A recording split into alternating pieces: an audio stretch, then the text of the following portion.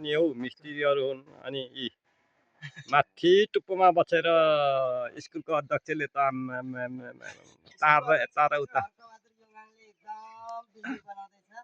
अनि सर्टिङ बिम सर्टिङ चाहिँ सिद्धिएर अब कोरा हान्न लागिरहेको छ। यी हर्का साङपाङ नभनौँ योङयाङ यीले यहाँ सर्टिङको तेर्सो ठोकिराख्नु भएको छ।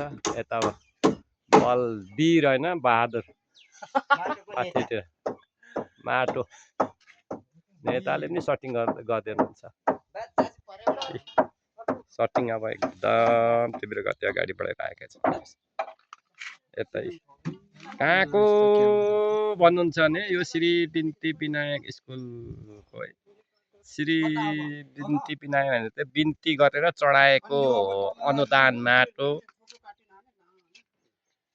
हामीले यो बाउतालेको लागि हामीले सर्टिङ गरिरहेका छौँ। बिम सिधिसकेको छ। अब 5-6 दिनमा ढलानको इस्टामेटमा हामी अगाडि बढिरहेका छौँ हैन। ए यी बाँदरभन्दा कम छैन नि बलबहादुर।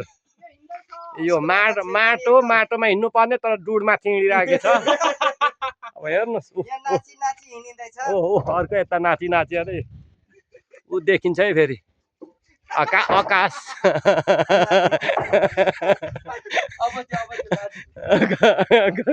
आकाश देखिन्छ है। नाप्दै हुन्छ उहाँ एकदम। ल के ल्याइदिनु पर्ने ए ल बाटा सर्टिङको लागि